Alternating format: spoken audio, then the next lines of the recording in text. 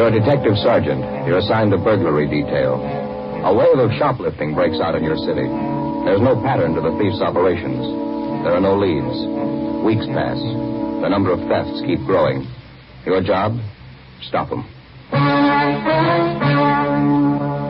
In Fatima, the difference is quality. Confirmed by smokers coast to coast. In Fatima, the difference is quality. Confirmed by latest Fatima sales reports.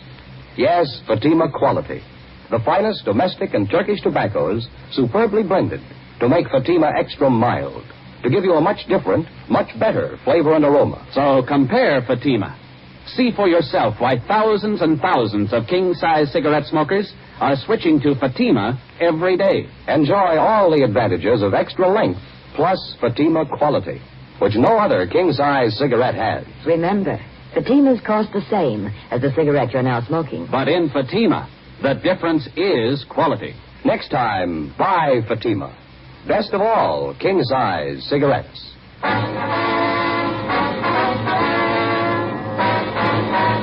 Dragnet, the documented drama of an actual crime. For the next 30 minutes, in cooperation with the Los Angeles Police Department, you will travel step by step on the side of the law through an actual case transcribed from official police files. From beginning to end, from crime to punishment, Dragnet is the story of your police force in action.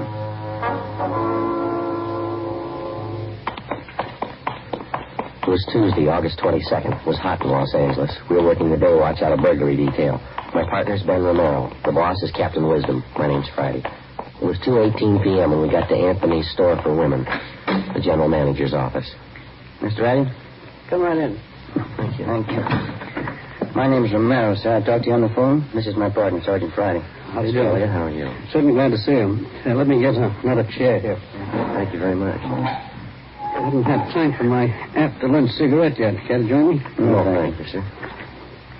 I got a light for you. Oh, yeah.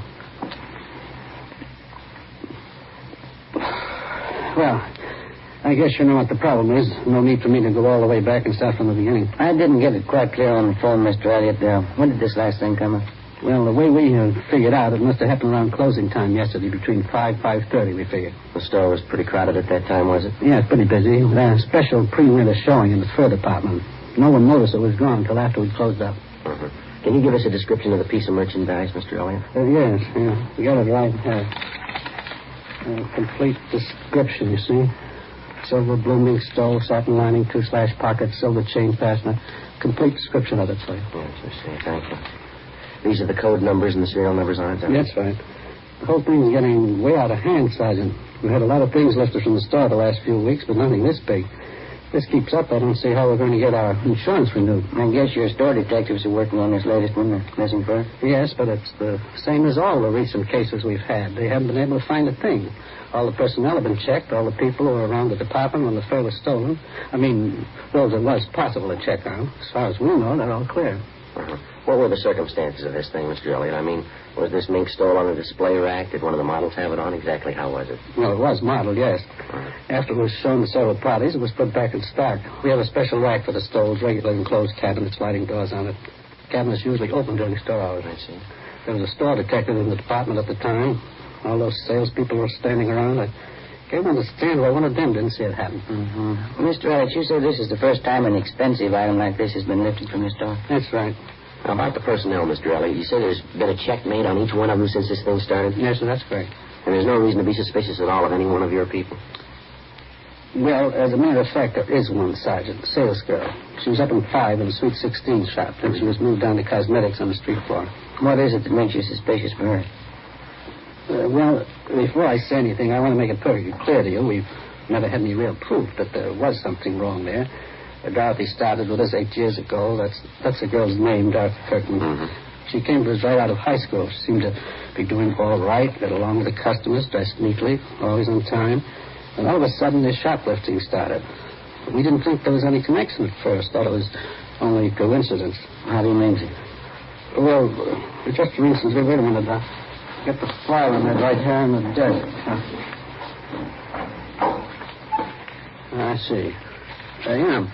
Here it is. Out of the first 14 items that disappeared, 6 of them were out of Dorothy Kirkman's department, right out of her section. Cashmere sweaters, expensive blouses, scarves. As I say, at first we wrote it off to coincidence, but it kept recurring. Her section almost seemed to be the focal point of all the shoplifting. That was at the beginning, of course. Did you have the Kirkman girl watched, Mr. Elliott? Yes, we did. The department head kept an eye on her. Well, I guess Dorothy noticed it. She resented it quite a bit. Had a little spat with the head of the department. We thought it'd be best for everyone if she transferred. So we had her moved downstairs to cosmetics. Mm-hmm. How did that arrangement work out? Well, for the first few weeks, fine. And we started missing things out of cosmetics. A lot of it didn't amount to too much. A lot of it did. Makeup kits, expensive perfumes. This time he called her in, tried to talk to her about it in a nice way. She got very resentful. Mm-hmm. She denied knowing anything about it, is that it? Yeah, she got very upset. Of course, there is one thing I will say. The items in cosmetics are on display all over the counter. It's fairly easy for anybody to pick them up. The fact still remains that stealing began in her department upstairs. She moves over to cosmetics, and all of a sudden the losses increase there. What would you think? Yes, sir. I see what you mean. Wonder if you could have somebody point out this Dorothy Kirkman for us, Mr. Elliott. I think maybe we better have a talk with her. We'd like to help you, Sergeant. I'm afraid that's not possible. Well, how do you mean? She quit last Saturday. We got all the information available on Dorothy Kirkman from the store's personnel files, and then we called the office and gave them a description of the stolen fur. We asked them to check the Kirkman girl through R&I. She had no previous criminal record. Before we left the store, we went to the fur department, talked to all the salespeople concerned, but we were unable to come up with anything new regarding the theft of the silver blue mink stole. We drove out to Dorothy Kirkman's last known address. She wasn't at home, but her mother was. The mother told us that the day before, her daughter had started on a new job as a salesgirl at the House of Raymond, an exclusive shop specializing in all types of cosmetics. We checked the phone book and found that the House of Raymond was located in the same 10-block stretch along Wilshire Boulevard where the shoplifting campaign was going on. It was one of the few places along there that the thieves hadn't bothered. It was 3 blocks from Anthony's store for women, the Kirkman girl's former place of employment. 4:05 p.m. We located her behind one of the front counters. Across the aisle, half a dozen women were listening to a makeup demonstrator giving a talk on complexion care. Dorothy Kirkman seemed pleasant and cooperative. No, I don't mind telling you. I got sick and tired of being called a thief. That's why I quit Anthony's. Really, that goes a long way. You started work here at Raymond's yesterday, Miss Kirkman, is that right? Yes, that's right. I think I'm going to like it a lot better than Anthony's. Mm-hmm. While you were working here at Anthony's, ma'am, I suppose you'd heard that quite a bit of shoplifting was going on. Yes, I knew about it. Guess every girl in the store knew it. They had a big personnel meeting about it. Do you have any suspicions of your own, Miss Kirkman? How do you mean that? Well, I mean, was there anyone in particular that you might have been a little suspicious of? Maybe one of the customers? No. I've waited on some real weird ones, but I didn't see any of them ever try to walk out with anything. Mm-hmm. All I knew was what Mr. Elliott told us at that meeting. Well, this might be an embarrassing question for you, miss, and we'd appreciate an honest answer. Yes? What about the sales girls you worked with? Did any of them ever give you cause to be suspicious? You mean, do I think any of them were doing the stealing? No. There were some of them I didn't like. I didn't trust them either. But I wouldn't accuse them of stealing. I wouldn't accuse anybody unless I had proof. That's more than I can say for some people I know. Well, by any chance, did you happen to be in Anthony's this past Monday? Monday? No, why ask? When you were working on the 5th floor up the street at Anthony's, we understand that when the merchandise first started disappearing, a pretty good percentage of it was out of your section. That's what they told me, yes. And then when you were transferred downstairs to the cosmetics counter, quite a few things started disappearing from there. Now, we'd like an honest answer, Miss Kirkman. Do you have any explanation at all for this? I'll tell you the same thing I told them at the store, Sergeant. I can't explain it. But I didn't have anything to do with it, believe me. Well, you'll have to admit, miss, it's pretty much of a coincidence, isn't it? Sergeant, you can call it anything you want to. I didn't have anything to do with it. The only thing I ever took home from that store was my paycheck. Would you excuse me, please? Customer, I have to wait on. Yes, ma'am, go right ahead. Huh? What do you think? I don't know. She's a nice enough girl. Seems to be telling the truth. Could be a coincidence the way it worked out. Nothing to prove otherwise. 4:38 p.m. We finished questioning the suspect, Dorothy Kirkman, and Ben and I went back to the office and made arrangements to have the girl kept under temporary surveillance. A bulletin had been gotten out on the missing fur stole, the pawn shop detail had been notified, and a description of the fur had been placed on the stolen property list. The following day, along with Sergeants Dick Rubles and Jim Tabor, we continued our investigation of the latest shoplifting complaints. It went slow, a lot of legwork, and no progress. Like the dozens of other items of merchandise which had vanished in the last 8 weeks, there wasn't a trace of the missing fur stole. More men were added to the special detail on duty in the 10-block area where the stealing was going on. Anybody in the city who'd ever served time for shoplifting was checked and rechecked. Constant surveillance was maintained over a half a dozen known thieves who we figured might be involved. It got us nothing. Wednesday, August 23rd, 5:30 p.m. No leads, no progress. We went back to the office. Sure hope I get home before 6 o'clock tonight. I want to see that shoe repairman out in our neighborhood. What's the matter? You need some half-soles? No. I went in his shop the other day and he conned me into a new set of arch supports. Matter of fact, he didn't even call them arch supports. What did he say they were? Metatarsal supports. You know, supports the metatarsal? Yeah. That's one of the bones in the foot. He sold me a pair of these things and told me I should wear only one of them in my right shoe. Yeah, what's the matter with that? Isn't it working out? Miserable. Feel like I've been walking around with one foot in a bucket. I'll check the bill. Okay.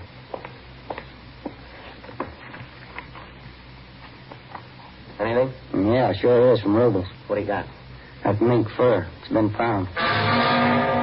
2 hours before, at approximately 3:30 p.m. in the main depot of the Santa Fe bus lines, a 38-year-old housewife, or Mrs. Harriet Briggs, noticed an unclaimed parcel lying on one of the benches in the depot waiting room.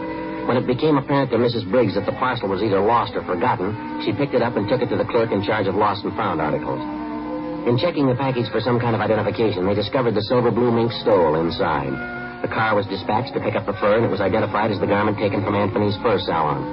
Mrs. Briggs volunteered to come along to the office to give what information she could. A stakeout was placed at the bus depot in case anybody called for the package. 5:50 p.m. We interviewed Mrs. Briggs in the squad room. That's right, officer. It was just a little before 3:30. I was in the bus depot there waiting for my husband. That's when I first noticed this package lying on the bench just across from me. I see. What'd you go on, Mrs. Briggs? I didn't think anything of it at first. I went on reading the afternoon paper, but no one came for the package. It was just lying there. It was there a long time. Well, how long would you say, ma'am? I mean, before you picked it up and took it to the lost and found clerk? Oh, I'd say 20 minutes, half an hour. That much at least. I left it with a young man at the counter there, and I told him I'd be back to see if anyone claimed it. Well, when I did get back, that's after I had dinner with my husband, Carl, we found out what was in the package. It's certainly strange. Don't you think, officer? Yes, ma'am. Did you happen to notice at all who it was that left the package there? Well, I'm not really sure, officer, but I think I know who it was. A tall woman. She had a brown jacket, if I remember rightly.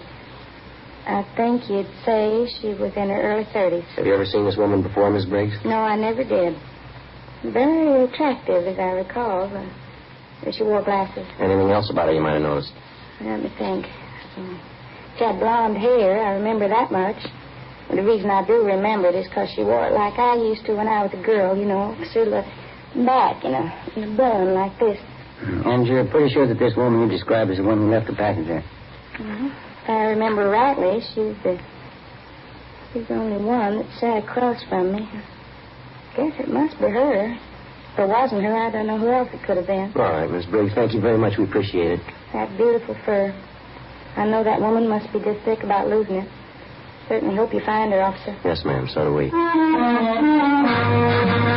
We had the stats office make a run for us, and all females with shoplifting records who fitted the description of the woman who'd left the mink stole in the waiting room at the bus depot. The following morning, we checked with the men on stakeout at the depot. They told us nobody had come back to report losing such a parcel. Together with Rubles and Tabor, we spent most of the day checking out the names on the list of known shoplifters which the stats office had made up for us. Names of possible suspects who physically resembled the tall blonde woman seen at the depot. We got nowhere. Either they had ironclad alibis, or they had since moved out of the city.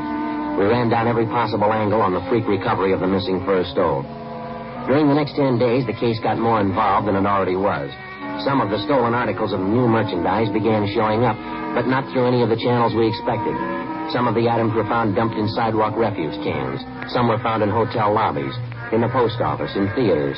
Some were found tossed in vacant lots. The only logical answer we could figure was that it was the work of somebody who was stealing for just the love of stealing. A kleptomaniac. Tuesday, September 4th, a 15-year-old girl in one of the exclusive residential neighborhoods reported finding 2 parcels containing women's clothing and expensive costume jewelry. They still had the price tags on them, and they totaled $360. Ben and I drove out to talk to the girl, a Patricia Denvers. Where'd you happen to find these things, Patricia? Empty lot right down the block there. I was on my way home from the show. I took the things home and showed my mother. She called the police. If nobody claims this package with the costume jewelry, can I keep it? Certainly beautiful. No, I'm afraid not, miss. We know who the things belong to. We're going to have to return them. Oh, I certainly don't understand that. Well, how do you mean? Well, as far as I could see, she threw the things away. I thought she didn't want them. What do you mean? Who didn't want them? Well, the lady who threw them in the empty lot. You saw who it was that threw the packages in that lot, did you? Yes, I was on my way home from the show, just like I told you. I could see this lady walking up ahead of me. She was about a block away, I guess. When she went by the lot, I saw her take these packages from under her arm and toss them in the grass. She wouldn't do that if she wanted them, would she? Did you get a good look at this woman? You have any idea what she looks like? She's a good-looking woman. Tall. Has beautiful blonde hair. Her husband's a doctor. And you know who she is? You've seen her before? Well, I don't know her to talk to. I just see her around the neighborhood. Does she live around here? Do you know that? Yeah, right next door to my girlfriend.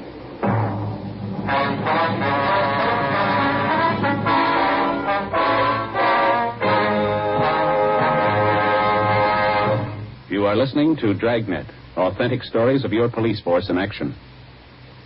If you smoke king-size cigarettes, listen to Fatima's amazing new offer. Buy a pack of Fatimas. Enjoy their extra mildness and superbly blended tobaccos. If you don't like Fatima's better than the king-size cigarette you are now smoking, return the pack with the unused Fatimas, and we'll give you your money back plus postage. We make this amazing offer because we believe Fatima is the best of all king-size cigarettes. Smokers all over the country are confirming this every day. Here is the latest state-by-state report. State 1, Fatima sales up 69%. 2, sales up 118%. 3, sales up 92%. 4, sales up 142%. And those are just a few. Remember, if you're not convinced Fatima is better than your present king-size cigarette, just return the pack with the unsmoked Fatimas before December 1st and get your money back plus postage. Fatima, Box 37, New York 1. Buy Fatima. Best of all, king-size cigarettes.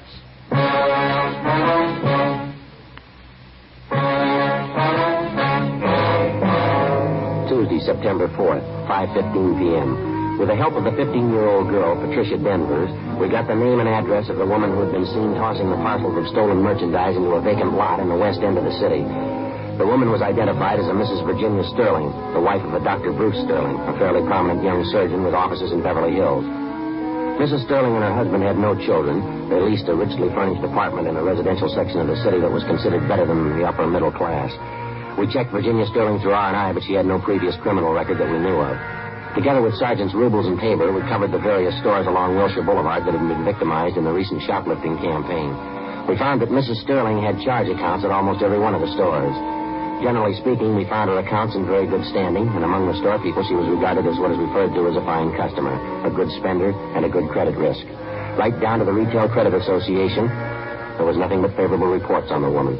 7:15 p.m., Ben and I had a hamburger and some chili and a cup of coffee for dinner, and then we drove out to the apartment of Dr. Sterling and his wife.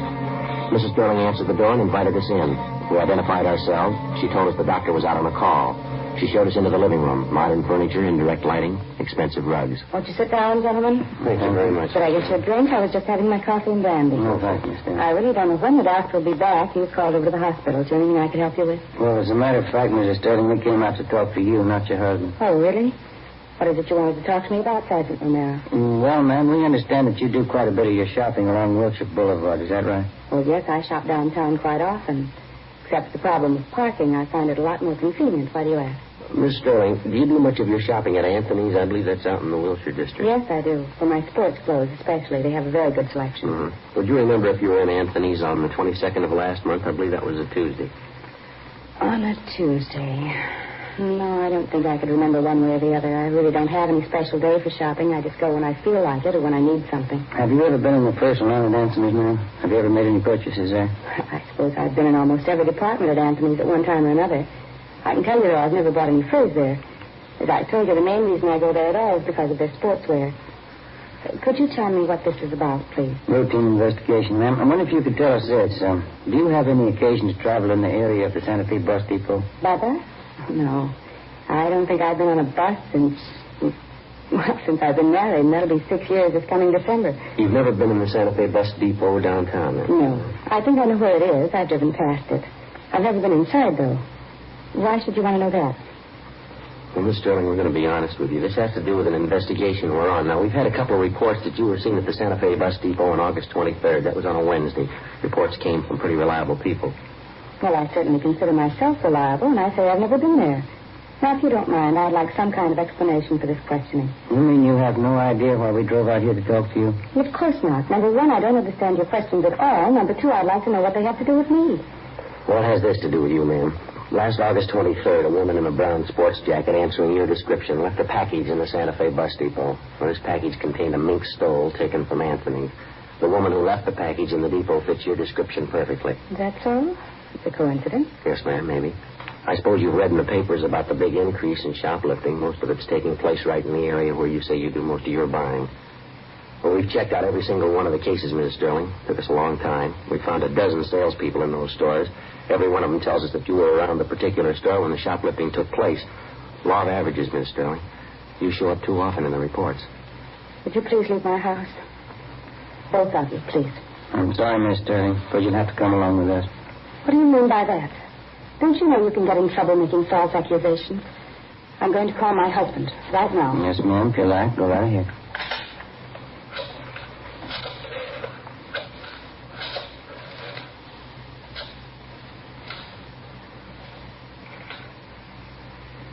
Sergeant. Yes, ma'am. What is it? What do you want to know? You can tell me. I think you know already. What do you want? Tell me, please. We've got your story, ma'am. Right up to this afternoon. You went shopping today. You stole things as usual. When you tried to get rid of them, you were seen right in this neighborhood. The vacant lot down in the next corner. You threw them away there. Somebody saw you. They didn't know it was me. Yes, ma'am, they knew it was you. Yes. How can I make them understand? Do you know? No, ma'am. Horrible. Shame. I couldn't tell my husband. I couldn't tell Bruce. I couldn't. Well, never mind. We'll tell him for you.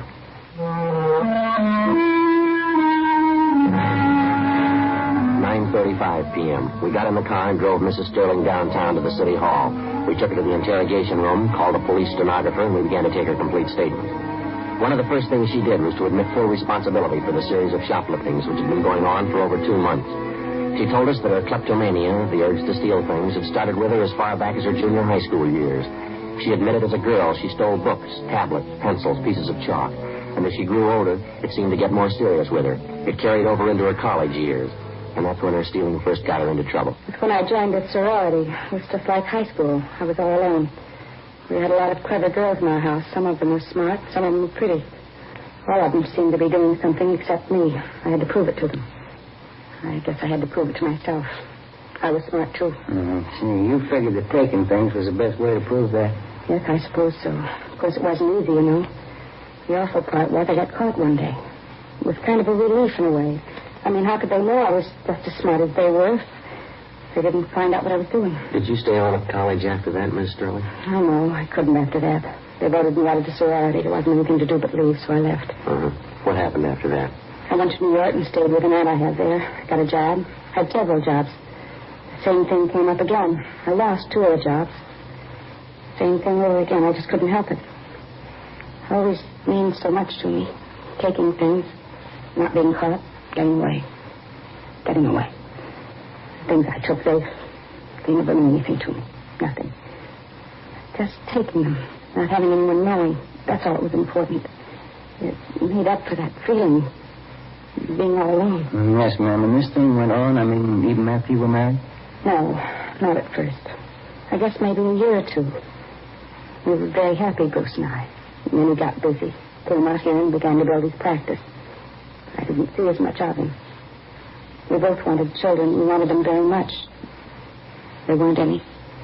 Bruce began to spend more time away from home. Just like before. Same thing. I wasn't important. I was all alone again. Wasn't anybody. You know what I mean, don't you, cousin? Yes, ma'am. There ought to be an answer someplace. There isn't anything worse than being alone. Is there? I get it. Interrogation room Friday. Yeah, Dick. Mm-hmm. He is on his way now? Yeah, right. Yeah, thank you. Dr. Sterling just called. Said he was on his way in. He ought to be here in a couple of minutes. I don't want to see Bruce. He's so good. I wouldn't know how to tell him. Don't worry, ma'am. He'll be all right. No. I'm alone. He's alone. It'll never be all right anymore. Well, he's on his way in now, and he wants to see you. What can I tell him? What's it going to be like? What's going to happen after this? I don't know, ma'am, but you won't be alone anymore.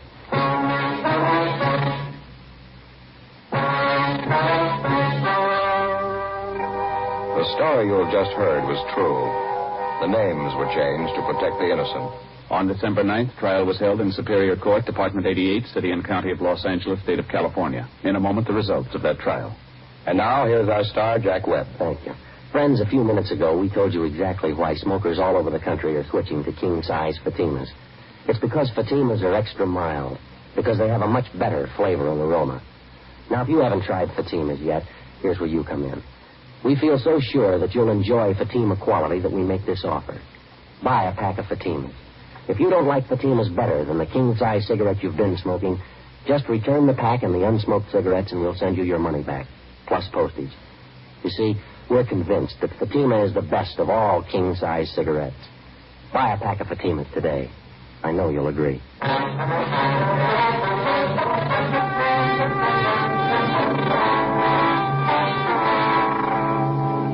Mrs. Virginia Sterling was tried and convicted on several counts of grand theft and received the sentence as prescribed by law, the terms to run concurrently. Grand theft is punishable by imprisonment for not less than 1 or more than 10 years.